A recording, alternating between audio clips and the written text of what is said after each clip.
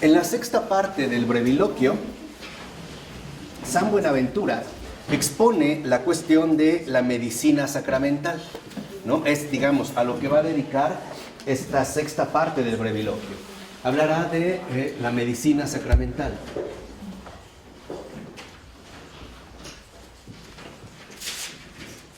Ese es precisamente el tema que irá desplegando a lo largo de esta sexta parte. Y en el capítulo 1, lo primero que menciona es el origen de los sacramentos. Ese es, digamos, como el primer punto que va a desarrollar, el origen de los sacramentos. Nos recuerda San Buenaventura que después de que ya hemos tratado de la Santísima Trinidad, de la creación, del pecado, de la encarnación del Verbo y de la gracia del Espíritu Santo, ahora toca hablar precisamente de la medicina sacramental. Lo primero que menciona San Buenaventura es lo siguiente, que debemos de tener en cuenta que son signos sensibles. O sea, cuando se habla de sacramentos o cuando hablamos, ¿no?, de la medicina sacramental, tenemos que hacer referencia a que se trata de algo sensible. Son signos sensibles. En este primer punto, los sacramentos son signos sensibles y que nos han sido dados también como remedios medicinales, ¿vale? O sea, tienen un propósito, vamos a decirlo así, los sacramentos tienen un propósito en este sentido curativo, en el que bajo, ¿no?, la cubierta de cosas sensibles, bajo su realidad concreta y material, opera de manera latente la fuerza divina. En pocas palabras, los sacramentos, ¿no?, para San Buenaventura, precisamente se definen por ser esta conjunción real, plena, tanto de lo visible, es decir, sensible, como de lo invisible, en este caso de lo divino. Ahora, en este sentido, también afirma San Buenaventura, los sacramentos es esta medicina que se nos da para sanar el alma de los vicios. En pocas palabras, son signos sensibles, ¿no? La medicina sacramental es sensible, los sacramentos son signos sensibles que en efecto tienen un propósito medicinal. ¿Cuál es? Sanar el alma. Digamos, este sería como el primer rasgo fundamental del origen de los sacramentos. Pero nos recuerda algo fundamental. Dice San Buenaventura, el hombre enfermo, es decir, el hombre real, el hombre de carne y hueso, los seres humanos que todos y cada uno de nosotros somos, dice, no lo constituye solo el espíritu o solo la carne. No, más bien el hombre está constituido por un espíritu animado en carne mortal. En pocas palabras, son sensibles porque también nosotros tenemos una realidad material, una realidad visible. No somos entes meramente espirituales y tampoco somos cosas meramente materiales, sino que somos, como dice San Buenaventura, espíritus animados en carne mortal, ¿no? Ahora, el primer punto, en efecto, es que San Buenaventura considera que somos hombres enfermos. Habla precisamente del hombre enfermo. Dice, y el origen de esta culpa, aunque en principio radicó en el consentimiento de la voluntad, con todo también podemos decir que se vieron involucrados los sentidos del cuerpo.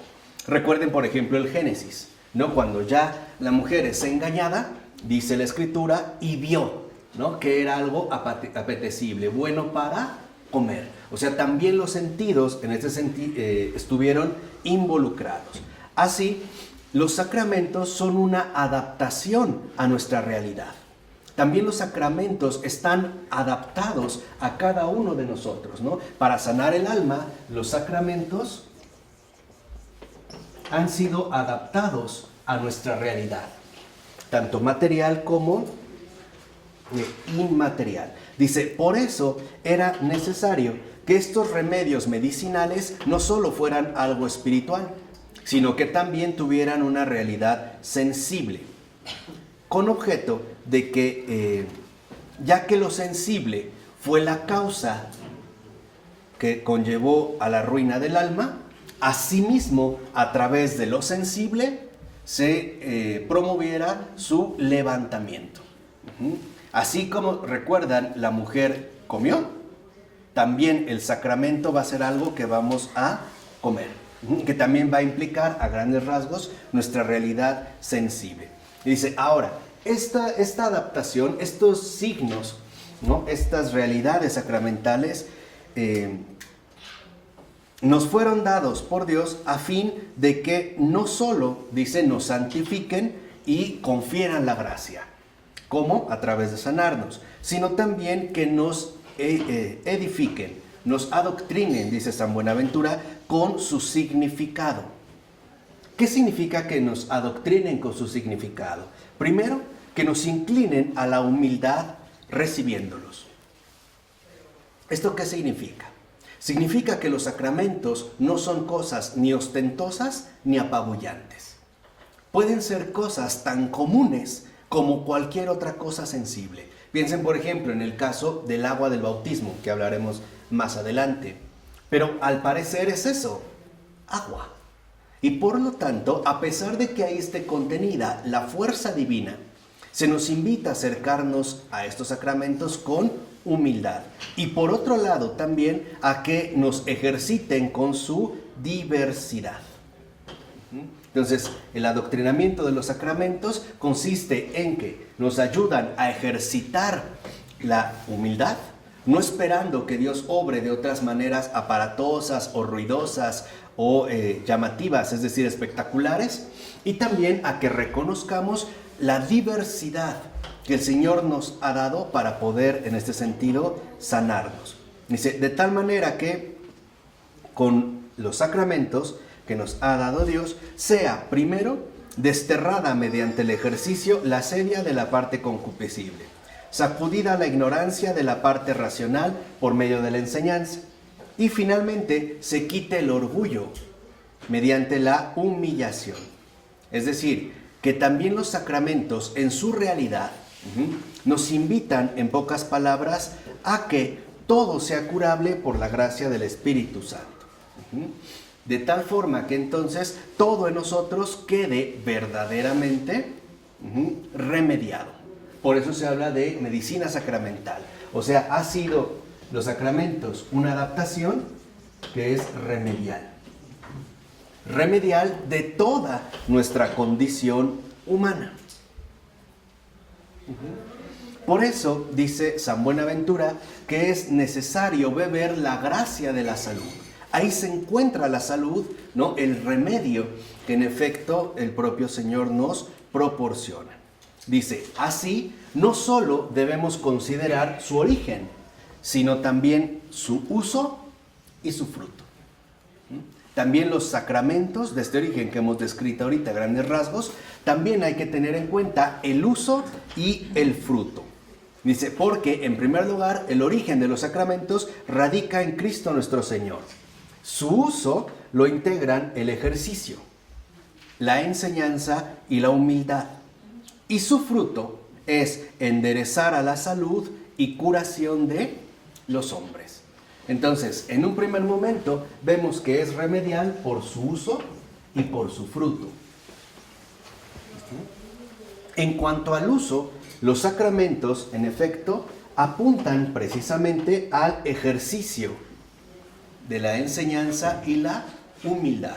En el uso de los sacramentos, nosotros estamos llamados a adquirir tanto enseñanza como ejercitar la humildad. Y en el fruto, en el caso de los sacramentos, enderezar, ¿no? Endereza la salud y además también en este sentido cura al hombre.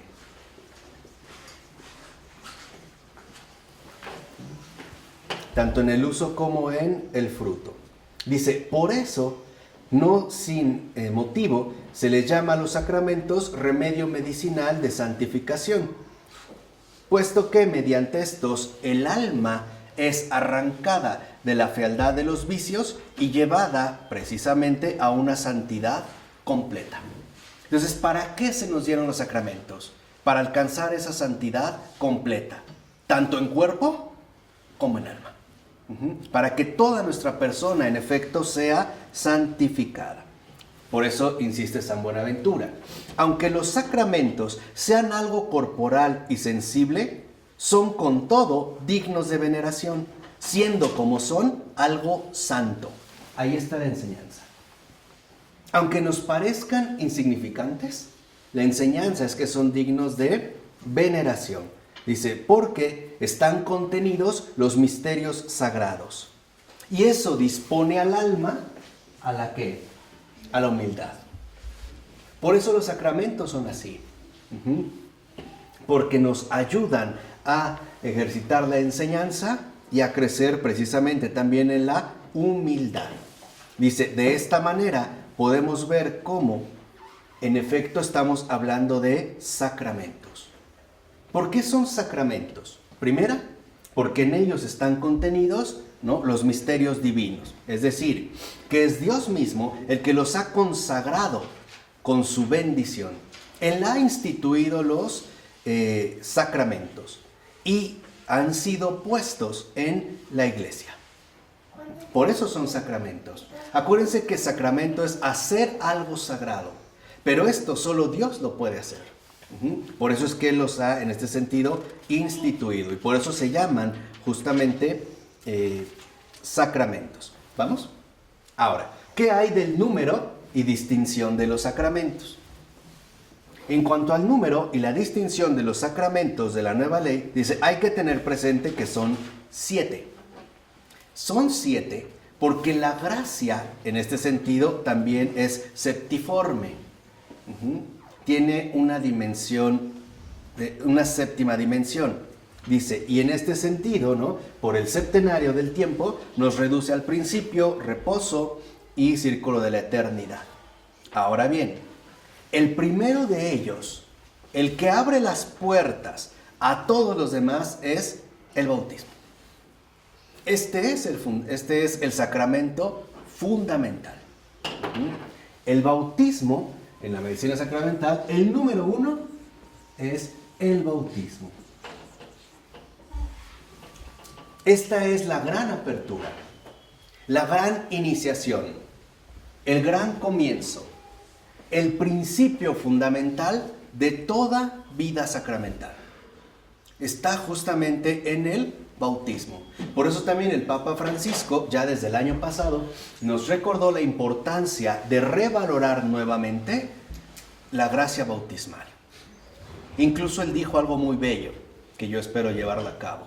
Decía, incluso el bautismo se debería de celebrar como celebramos un cumpleaños, porque también es un nuevo nacimiento. Así como celebramos el día que nacimos, también deberíamos de celebrar el día que nacimos a la vida nueva, a la vida eterna.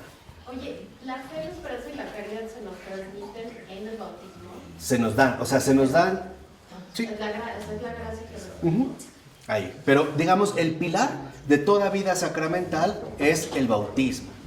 Por eso, como les decía, el Papa Francisco también nos recordó algunas comunidades japonesas. Por cierto, acabo de descubrir un escritor católico japonés, una rareza, teniendo en cuenta que en Japón menos del 1% de la población es católica, y se llama Shusaku Endo. Y ya pude conseguir 4 obras de él. Así que espero algún día poder comentarlas, o que lo puedan leer por su cuenta, Shusaku Endo. Hay otras 4, pero están en inglés. También por si alguien las puede acceder, y ya si alguien lo lee en japonés, mejor, ¿no? Todavía mejor. Bueno, pero la cuestión bautismal, les decía, el Papa Francisco lo mencionó, porque hay comunidades, por ejemplo, en Japón, donde no hay sacerdotes. No se celebra la Eucaristía, pero el bautismo sí. No hay sacerdotes, pero el bautismo sí. Entonces siguen siendo una comunidad cristiana porque tienen justamente el pilar fundamental de toda la vida sacramental.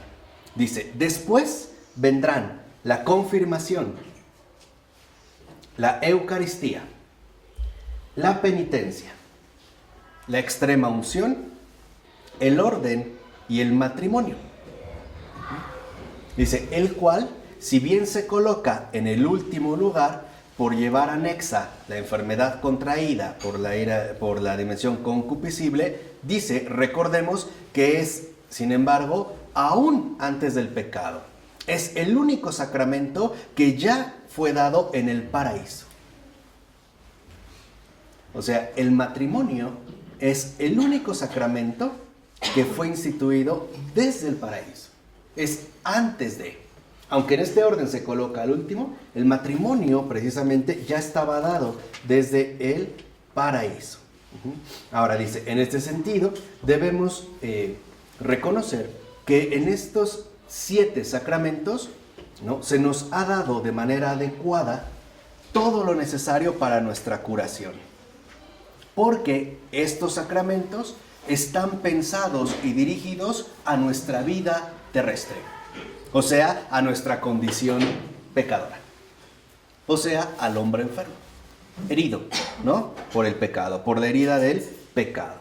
Dice, ahora, en la perfecta curación de una enfermedad, la que sea, concurren 3 factores. Y esto se aplica a cualquier vicio, o cualquier adicción. Cualquier tipo de enfermedad, dice San Buenaventura. Para una perfecta curación de una enfermedad concurren 3 factores. Primero, ahuyentar la enfermedad. Y eso es el primer paso que se da en el bautismo. Ahuyentar la enfermedad.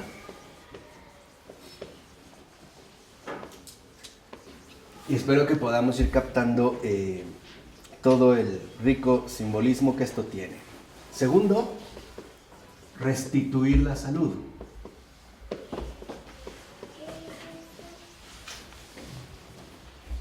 Y tercero, conservar la salud conseguida.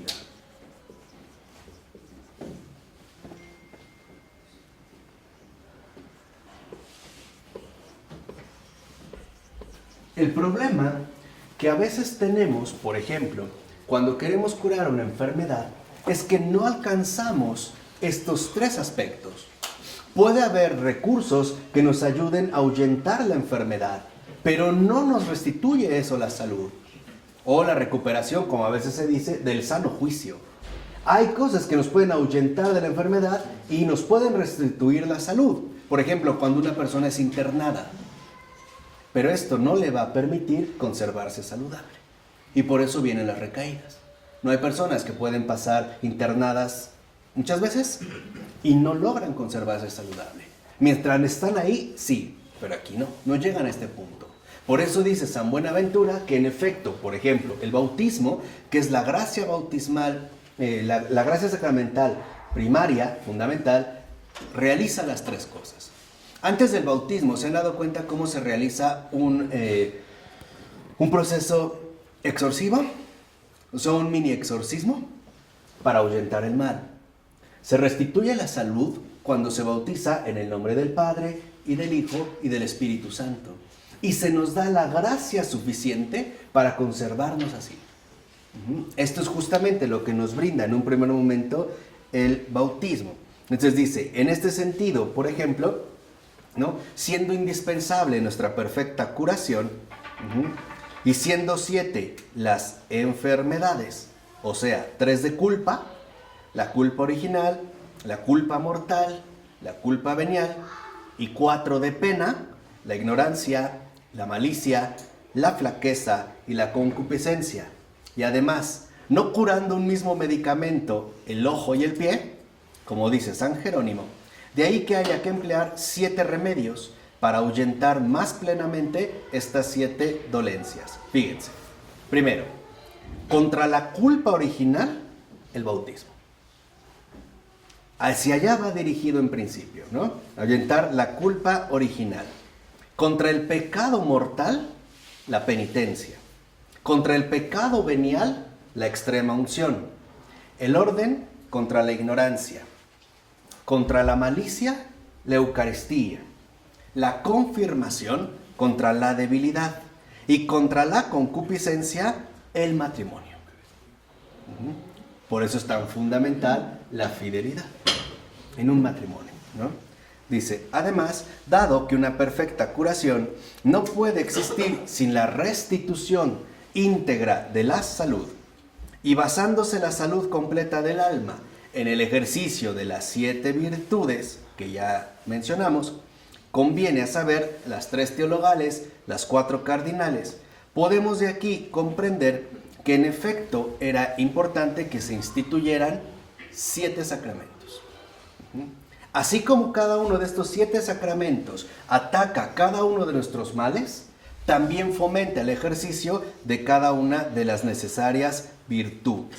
Dice, primero, porque debemos saber que el bautismo, curándonos, nos dispone para la fe. Entonces, lo primero que el bautismo nos da es la fe, ¿no? El don grande de Dios. La confirmación nos dispone para la esperanza. La Eucaristía para la caridad. La penitencia para la justicia. La extrema unción para la perseverancia, que es el culmen y plenitud de la fortaleza. El orden para la prudencia. Y el matrimonio para la conservación de la templanza. Entonces lo que vemos es que en la medicina sacramental también hay, por decirlo así, un enfrentamiento radical entre vicios y virtudes. Lo que el Señor hace a través de cada uno de estos sacramentos es destruir estos vicios que nos han llevado a una enfermedad para ahora ofrecernos justamente la virtud que a nosotros en este sentido nos va a sanar. Si hiciéramos un pequeño contraste, entonces podríamos ver que en efecto dentro de estos 7 vicios o males, por ejemplo, ¿no? Contra la culpa podríamos hablar en ese sentido de la fe, contra estos defectos, y así sucesivamente, ¿no? Mediante este contraste. Ahora, dice, ya que sin la conservación de la salud que hemos conseguido, no puede existir una perfecta curación y no siendo posible mantener la sanidad recuperada en medio de esta dura pelea, sino formando filas en la iglesia, terrible cual escuadrón en orden de batalla, y no teniendo esto lugar sino mediante la armadura de esta gracia séptima, tienen que existir necesariamente 7 sacramentos. Entonces, los sacramentos no solo nos ahuyentan la enfermedad, también nos restituyen la salud y lo más importante, nos permiten conservar esta salud adquirida. En pocas palabras, la medicina sacramental, en efecto, nos transmite y comunica la verdadera sanidad. Marco, entonces, ¿en qué concepto, en qué sacramento entraría la primera comunión? La Eucaristía. Por eso es la primera comunión. Lo que voy a hacer es recibir mi primera Eucaristía. Pero antes de la Eucaristía está la confirmación y en primer lugar el bautismo. Por eso los catecúmenos, ¿no? Que ahorita ya están en preparación intensa durante la Cuaresma, que celebran, digamos, sus ritos sacramentales en la vigilia pascual, primero reciben el bautismo, la confirmación y finalmente recibirán la Eucaristía. Pero ahí entraría, ¿no? La Eucaristía como la tercera. Dice, así pues, podemos ver que se requieren sacramentos, primero, que fortifiquen, que releven y además que renueven. O sea, los sacramentos nos fortifican, nos renuevan y nos mantienen. Nos fortifican a pelear.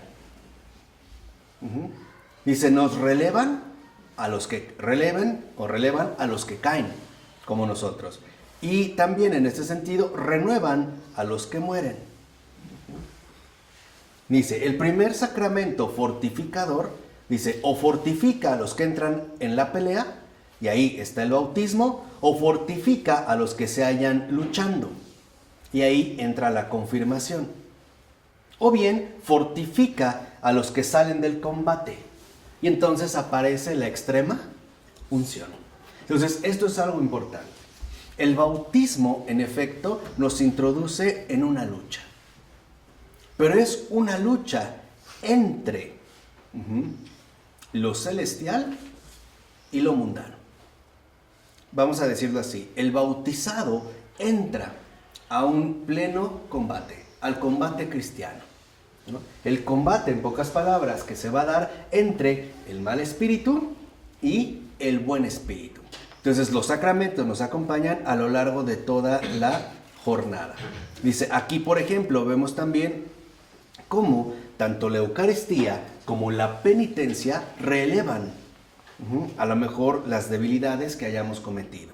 Además, dice, también nos renuevan, por ejemplo, cuando entramos a una nueva dimensión. Por ejemplo, el matrimonio.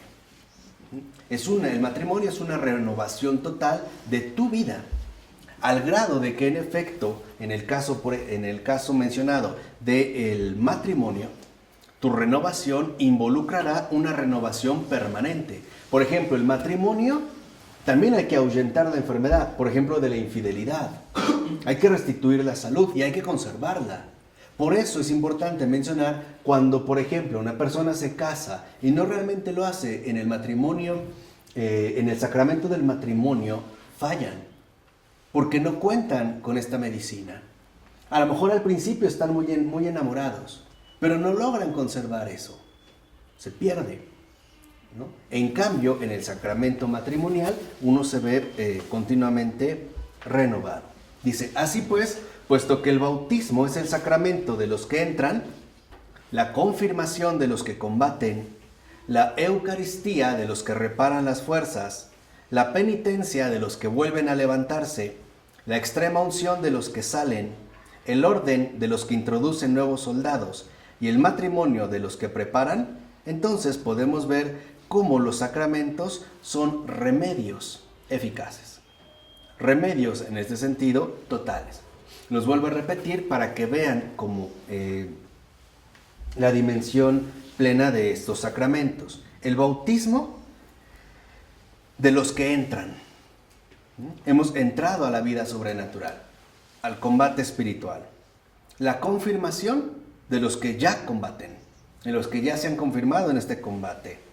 La Eucaristía de los que reparan las fuerzas. Por eso no es casual que la Eucaristía, por lo menos el domingo, es precepto. No es porque sea obligatoria. No es en el sentido de que, pues esa fuerza tengo que... No, es que en efecto de eso dependo para reparar mis fuerzas perdidas a lo largo de mi jornada. Por eso es tan fundamental la Eucaristía semanal. En un sentido básico, por lo menos lo que es precepto para todo creyente. A lo largo de la semana hemos tenido luchas y hemos tenido desgastes. La fuerza la obtenemos justamente a partir de la Eucaristía, ¿no? La penitencia de los que vuelven a levantarse. O sea, la penitencia nos ayuda a volver a ponernos de pie. La extrema unción para los que ya salen. Sabemos que la extrema unción solo se aplica en caso, por ejemplo, de que una persona esté realmente grave o bajo amenaza de muerte. Ahí se aplicaría la extrema unción. Hablaremos también en su momento en particular de ella, ¿no? El orden de los que introducen nuevos soldados, de aquellos que son precisamente instruidos, por ejemplo, a la ordenación, por ejemplo, a la ordenación sacerdotal. Y el matrimonio, simple y sencillamente, de los que se preparan. Porque también un matrimonio es una preparación para una finalidad definitiva y exclusiva. Toda alma está llamada a desposarse con su Creador. En pocas palabras, toda alma está llamada a conformarse plenamente a su Señor y Creador.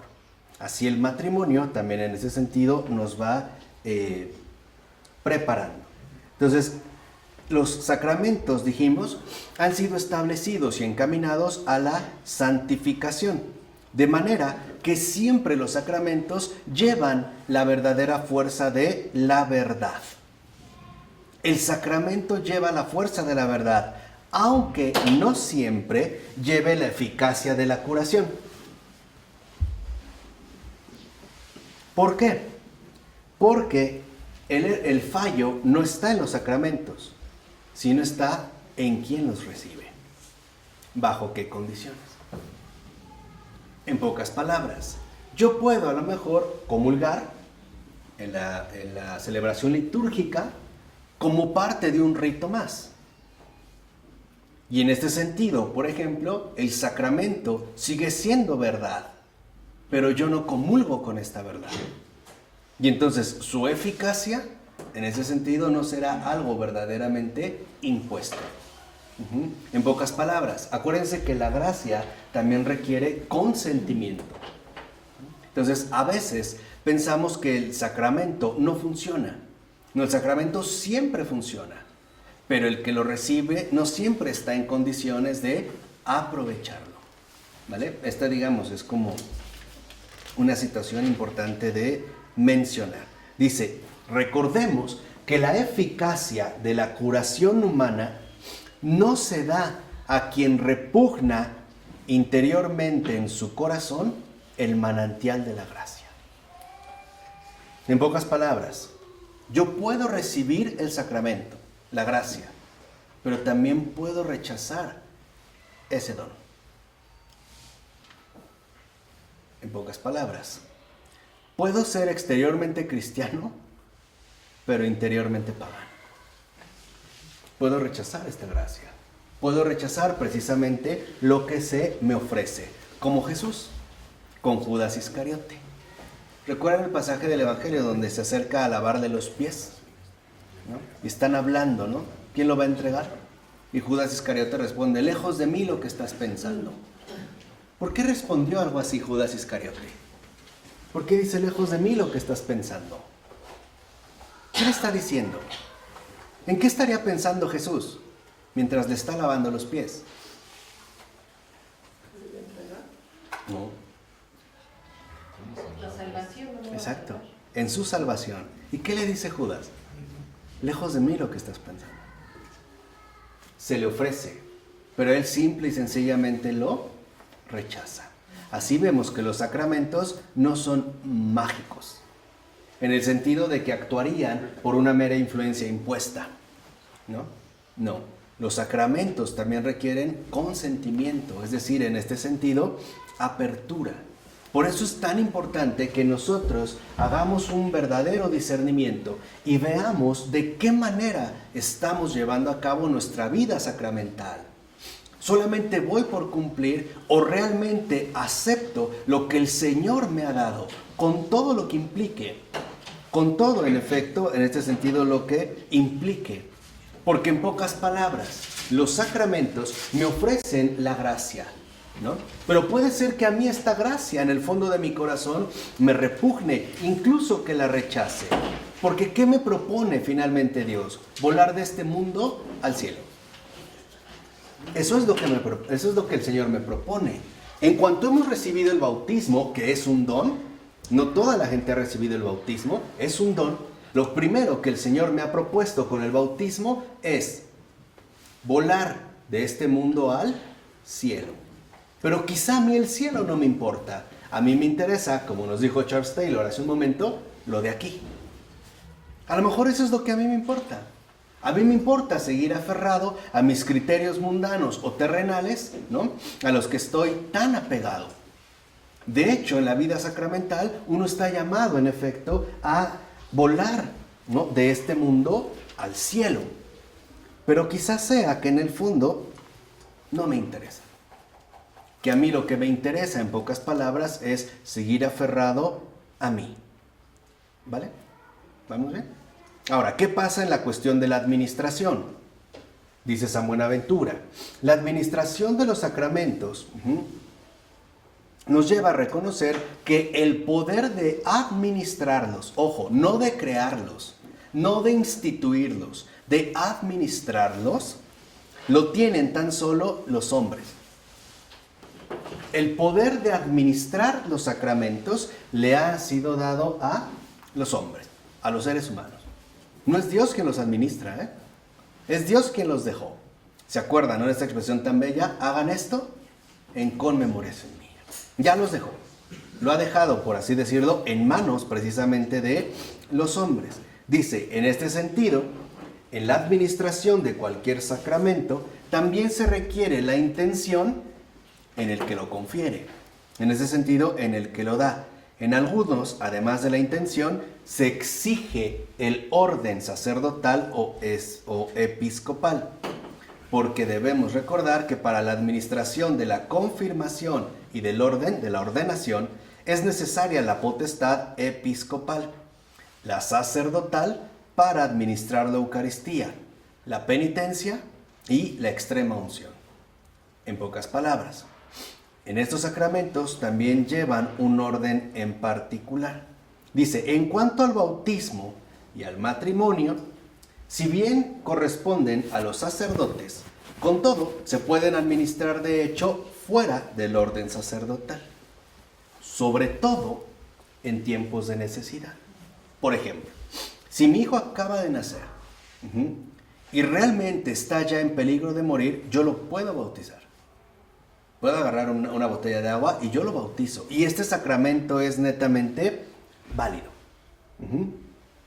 En un caso, como dice, también de profunda necesidad. Así pues, dice, hechas estas advertencias, podemos reconocer dos cosas fundamentales. Primera, pueden administrar los sacramentos tanto los buenos como los malos, tanto los fieles como los herejes, tanto dentro como fuera de la iglesia, pero con esta diferencia. En la iglesia se administran válida y fructuosamente. Fuera de la iglesia se administran válida pero infructuosamente. ¿Por qué siguen siendo válidos los sacramentos que se puedan dar, por ejemplo, en el caso de los herejes? Porque ellos no los han creado, los siguen administrando. El sacramento no pierde validez, pero sí pierde su sanidad. Esto sí. El sacramento no disminuye porque lo hagan de esta manera. Vamos, no lo devalúan, pero sí pierde su sanidad. Es decir, pierde en este sentido su fruto. ¿Cuál es el verdadero fruto? Salvar al hombre. ¿Y por qué ha perdido su fruto? Porque ha roto la comunión. La comunión con lo que el Señor justamente ha instituido. El sacramento sigue siendo válido, sí, pero ya no está dirigido precisamente a salvar, en este caso, al hombre.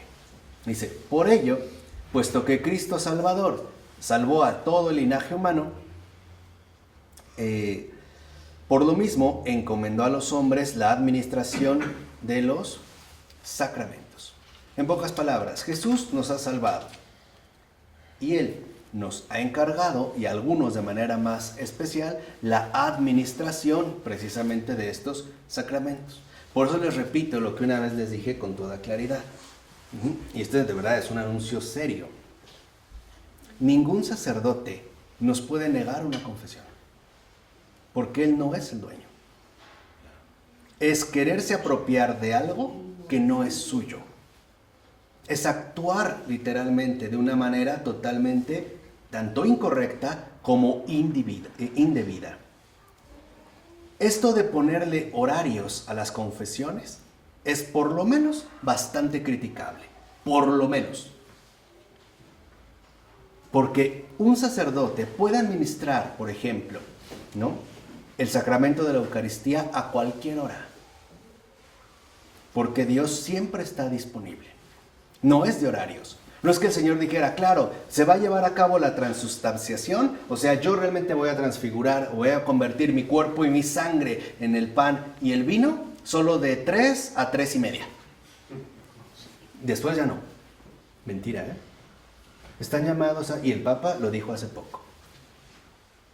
No se le puede negar un sacramento a nadie. A nadie. A lo mejor un sacerdote nos dice que tiene mucho trabajo, pero no lo puede negar. Y menos cuando una persona es la que la va a buscar. Cuando tiene, digamos, precisamente este llamado. Los sacerdotes, los obispos, deben de ser los servidores y administradores número 1. Y por eso tienen a su patrono, que es el santo cura de Ars, el cual jamás rechazó una necesidad manifestada. Jamás. Al grado de que a veces, por eso estaba tan flaco, ¿no? Se la podía pasar hasta 18 horas en el confesionario. Y a veces salía 18 horas, que no es poca, no son 8 horas nada más, ¿no? Decía, se cierra el confesionario, 18 horas. Y a veces salía y iba a tomar un bocadillo, un refrigerio, una fruta. Le decían, padre, le hablan, y nada más la olía. La dejaba y se iba. Esto es algo importante. ¿Por qué? Porque no son suyos. No es algo que podemos calcular o apropiar. Es algo que en efecto estamos llamados precisamente a administrar. Por eso no hay horarios para los casados. No puedo decirle a mi esposa, mira, nuestro matrimonio es de 8 de la mañana a 6 de la tarde. De lunes a viernes, porque sábado y domingo no. Ya no somos esposo y esposa. Es de tiempo completo. El matrimonio es de tiempo completo. Día y noche, 300 sin descanso. No hay un momento en el que ya vamos a descansar el sacramento. Es de tiempo completo. Y el sacerdocio también es una ordenación, un sacramento de tiempo completo. ¿Y el bautismo? También. En pocas palabras, los sacramentos siempre están vinculados con toda nuestra vida, de tiempo completo. Uno es bautizado de tiempo completo. No de fines de semana, de celebraciones sociales o de emociones esporádicas. No. Un bautizado es realmente un bautizado de tiempo completo. Y a eso se le llama ser ministro. Por eso Cristo instituye sus ministros, es decir, ministros de la salud. Y estos ministros precisamente están a su vez incorporados en hacer lo que hace la iglesia. ¿Qué hace la iglesia? Sanar al hombre, administrar la sanidad, darnos justamente la sanación, que en este caso se llama salvación. Por eso Newman decía muy bien que ser santo y ser salvo es lo mismo. Es básicamente lo mismo. Así pues, la iglesia administra para la salud de los hombres los sacramentos que recibió de Cristo. La iglesia es la administradora que administra, ¿no?, los sacramentos que recibió de Cristo para la salud de todos los hombres. Este es, digamos, como el primer perfil de los sacramentos. Dice, por eso debemos reconocer cómo esta administración de los sacramentos no se hace teniendo en cuenta precisamente la santidad de los ministros, que puede cambiar bastante, sino atendiendo a la autoridad del que lo ha dado. En pocas palabras, si un sacerdote lleva una vida muy reprobable, ¿el sacramento se invalida? Por ejemplo, la consagración, no, porque él no le da la autoridad. Aunque sea un sacerdote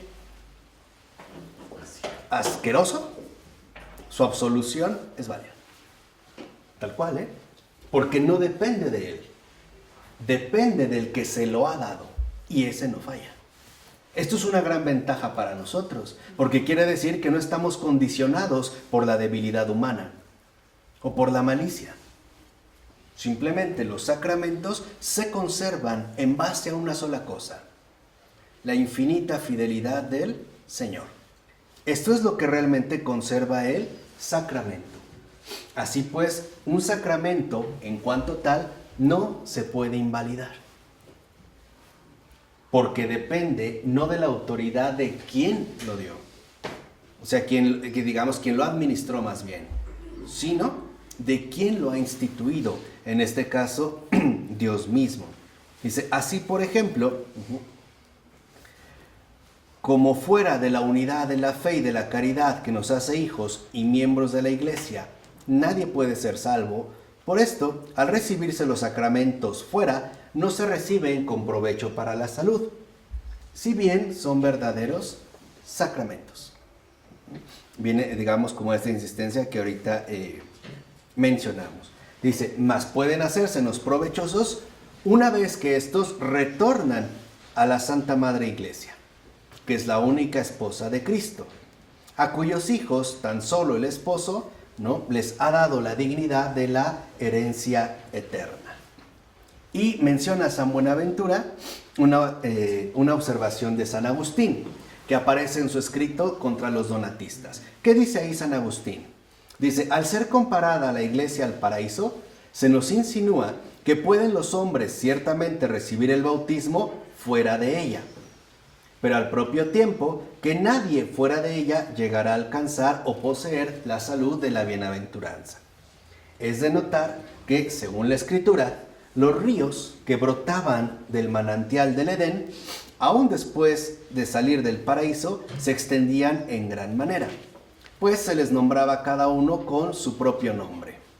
Además, todos sabían qué tierras regaban y que salían los ríos fuera del paraíso. Dice, aún así, ni Mesopotamia ni en Egipto, hasta donde llegaban estos ríos, se hallaba la dicha de la vida. Resulta pues que saliendo fuera el agua del paraíso, sin embargo, solo dentro está la felicidad. Así también puede muy bien existir el bautismo fuera de la iglesia. Mas la vida ofrecida, la vida bienaventurada, en este sentido, únicamente se halla dentro de la iglesia, la cual, precisamente cimentada sobre piedra, recibió el poder de atar y desatar. Así, dice Agustín, es única esta iglesia y ella posee y tiene todo el poder de su esposo y señor. Y por este poder conyugal puede aún de las siervas engendrar hijos, los cuales, si no se engríen, serán llamados a tomar parte en la herencia de los escogidos. De lo contrario, también tendrán que quedarse fuera. En este sentido concreto. Entonces, lo importante es que el sacramento esté en unidad con su Señor. Porque el problema de romper esta unidad es que entonces no se lleva a cabo la voluntad del Señor y es beneficiar realmente a los hombres. No se pueden hacer en ese sentido parodias.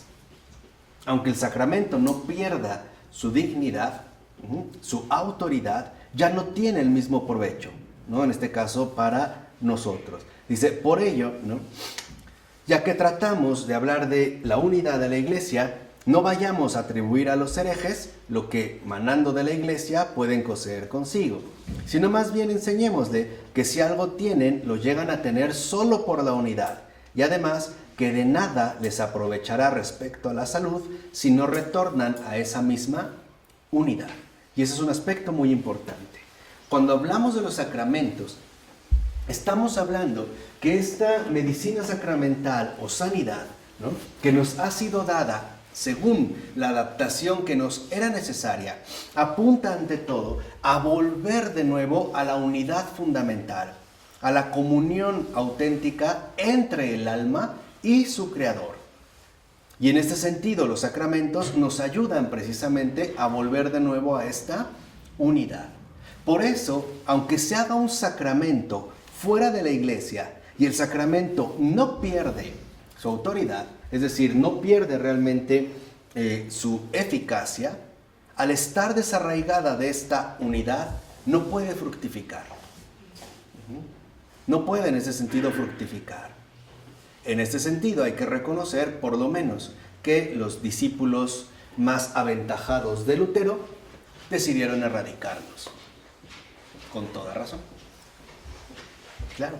Arrancados de su unidad, ya no tiene ningún sentido seguir ¿qué? Conservándolos. Esa es una consecuencia lógica del luteranismo. Claro, ya no son necesarios. ¿Sí? Es como haber arrancado, ¿no?, de raíz, o haber cortado, justamente haber separado de su raíz una cierta rama. Simple y sencillamente se conserva como una rama seca. Por eso, por ejemplo, uno de los aspectos que más le incomodaban a Adrián von Speyer, siendo protestante, era la sequedad de la iglesia luterana. Decía, aquí no hay nada. No hay nada. Parece, ¿no?, como una rama seca, fría e inerte.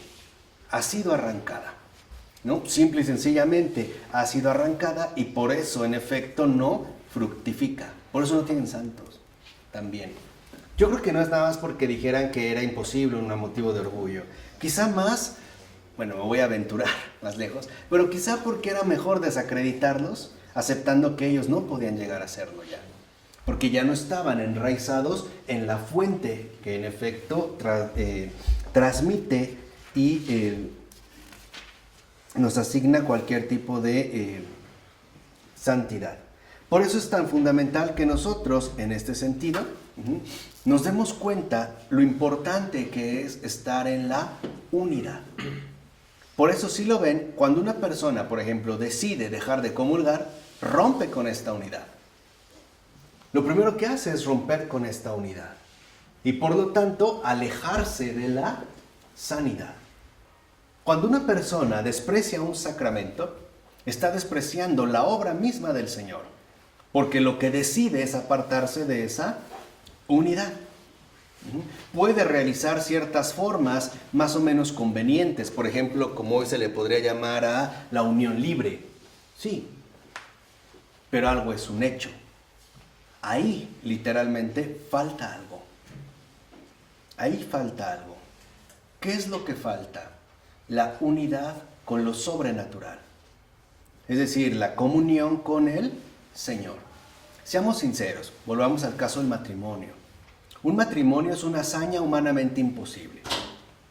En serio, sin el Señor es para que acabemos matándonos. Es en serio, para que acabemos destruyéndonos y odiándonos en serio. O sea, es una confrontación incompatible. No es algo que meramente humano se puede mantener. Es un don. O sea, literalmente es un don, ¿no? El hecho de hacer algo tan distinto, ¿no? Tan cercano, volvernos una sola carne. Si un hombre mira con seriedad a una mujer y una mujer mira con seriedad a un hombre, creo que la primera pregunta es: ¿qué tengo que ver contigo? ¿No? Somos literalmente tan distintos, ¿no? Tu modo de proceder, de pensar, de actuar, no es algo humano. En un sentido pleno, o sea, estoy hablando de un sentido de comunión, o sea, en el sentido verdaderamente sacramental. Por eso, cuando uno se casa, lo que uno hace es reconocer su limitación y poner a Dios como garantía de que esto va a seguir adelante. Es acudir a la unidad, a la fuente inagotable. Un hombre y una mujer, por mucho que se amen, si no se renuevan, se acaba. Por mucho que estén enamorados, si así supuestamente renovándonos sentimos la indigencia a veces, la sequedad, imagínense sin eso. Pues es para acabar totalmente como que decepcionados unos de otros. Por eso es tan importante que nosotros no busquemos romper precisamente con esta unidad. Recuerden lo que dijimos hace un momento. Los sacramentos llevan o conducen, ¿no? Buscan la sanación completa de nuestra realidad humana. Por eso es tan importante que la vivencia de estos sacramentos sea una vivencia plena, como les dije, ser bautizados de tiempo completo. De tal manera que este bautismo de tiempo completo sea la base fundamental a partir de la cual el Señor pueda llevar a cabo su obra, ¿no? La obra que en este sentido quiere realizar. Ahora, una pregunta podría ser: ¿y qué pasa con los no bautizados?